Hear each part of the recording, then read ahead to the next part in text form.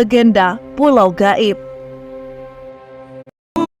Bawean adalah pulau kecil yang terletak di Laut Jawa dan berada di antara pulau besar, yaitu Pulau Kalimantan di utara dan Pulau Jawa di selatan. Sebagai pulau kecil, daerah ini jarang mendapat sorotan. Siapa sangka pulau di utara Jawa adalah kunci untuk membuka misteri peradaban kuno Nusantara. Dalam sebuah penelitian, pulau ini juga disebut sebagai bagian dari Atlantis yang hilang. Secara geografis, Pulau Bawean terletak sekitar 80 mil ke arah utara Surabaya, dan secara administratif pemerintahan masuk pada wilayah Kabupaten Gresik, Jawa Timur. Untuk menuju Pulau Bawean ini, bisa naik kapal feri dari Pelabuhan Gresik. Salah seorang peneliti bekas kota Atlantis di Indonesia, Dani Irwanto, menyatakan Pulau Bawean memiliki formasi geologi dan tektonik yang sama dengan Atlantis. Struktur Pulau Bawean terdiri dari 85% batuan beku yang terbentuk di masa Paleogen dan Neogen melalui proses tektonik. Kondisi tersebut dapat terjadi karena Pulau Bawean diduga terletak di pinggiran kota Atlantis di masa silam. Jika Pulau Bawean adalah pinggiran Atlantis, di mana letak pusat atau ibu kota Atlantis?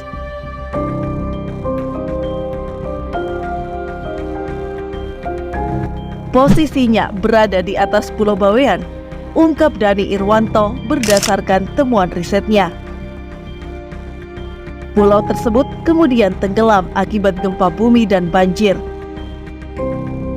Namun demikian, Plato tidak menggunakan istilah tsunami lantaran istilah tersebut belum populer pada saat itu. Dalam masyarakat Pulau Bawean terdapat sebuah legenda turun-temurun tentang adanya sebuah pulau gaib yang terdapat di sebelah utara pulau itu, di tengah Laut Jawa yang sekarang sudah tenggelam.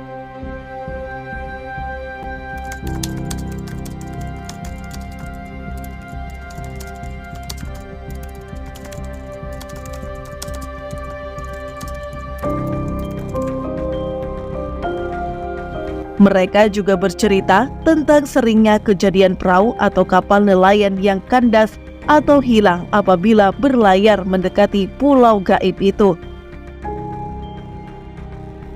Berdasarkan peta-peta lama yang disusun oleh para geografer pada abad ke-16 dan ke-17, banyak peta yang menunjukkan adanya sebuah pulau yang terdapat di sebelah timur laut Pulau Bawean dengan nama yang bervariasi, seperti Nusasua, Nisasira, Nusasira, dan Nisaira.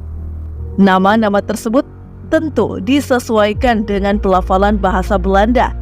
Jika dialihkan ke dalam bahasa Indonesia atau Austronesia, kemungkinan nama pulau itu adalah menjadi Nusasura. Dalam catatan Plato, sejumlah nama diubah, termasuk nama Atlantis sendiri. Kemungkinan nama Atlantis adalah Nusasura.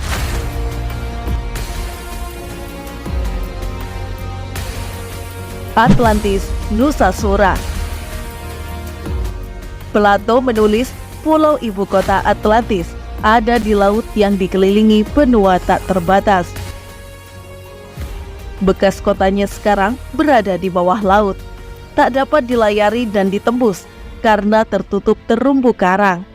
Sesuai dengan deskripsi Plato, Pulau Nusasura sekarang sudah tenggelam dan ditumbuhi oleh sebuah terumbu karang yang diberi nama Gosong-Gia atau Annie Florence Reef. Terumbu karang ini sempat dipetakan secara rinci menggunakan multibeam echo sounder beberapa waktu lalu. Dari pola terumbu karangnya, struktur kota beserta ukurannya yang dinarasikan oleh Plato masih dapat terlihat. Lokasi terumbu karang itu berada kurang lebih sama dengan Nusasura yang tertera pada peta-peta.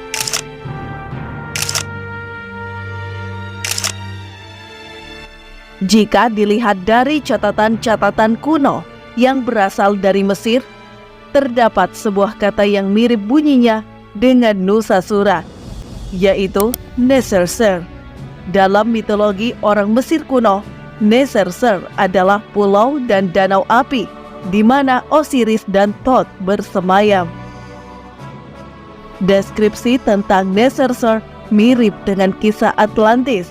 Ada banjir besar di danau Neserser yang menghancurkan pulau Neserser. Hal ini juga sesuai dengan deskripsi tentang hancurnya Atlantis. Sebuah kata yang mirip bunyinya seperti Nusasura, yaitu Nisir, juga ditemukan pada tablet tanah liat Mesopotamia. Nisir adalah nama sebuah laut di mana Gilgamesh melakukan serangkaian perjalanan untuk mencari leluhurnya. Sementara kata Sura juga terdapat dalam mitologi Hindustan dan Indo-Aryan. Mengapa terdapat kemiripan nama? Apakah hanya kebetulan saja?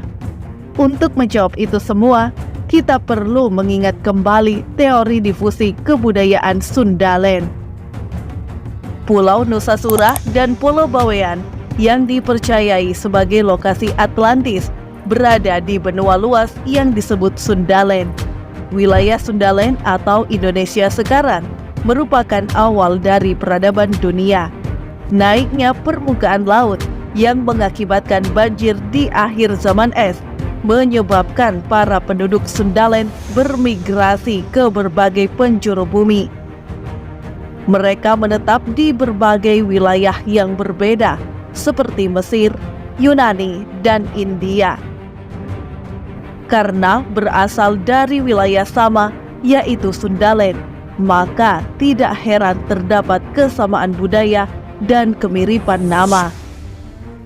Keyakinan Indonesia merupakan Atlantis yang pernah tenggelam mulai diterima di berbagai lapisan masyarakat. Tokoh bangsa seperti mantan Ketua Mahkamah Konstitusi, Jimli As-Siddiq, percaya bahwa Indonesia adalah benua Atlantis yang hilang.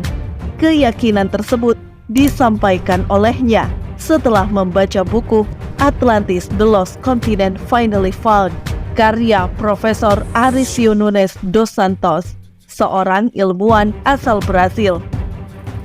Jadi peradaban besar dalam sejarah umat manusia pernah hidup di sini, dan saya yakin betul bahwa Indonesia adalah Atlantis, kata Jimli. Jimli yang juga pernah menjadi anggota MPR itu menambahkan, pernyataan yang disampaikan arkeolog dos Santos bukan sebatas bualan, sebab dos Santos bersama dengan sejumlah ilmuwan melakukan riset mendalam selama lebih dari 30 tahun. Jadi peradaban kita ternyata lebih tua dari kerajaan Sriwijaya dan Majapahit. Kita punya sejarah panjang.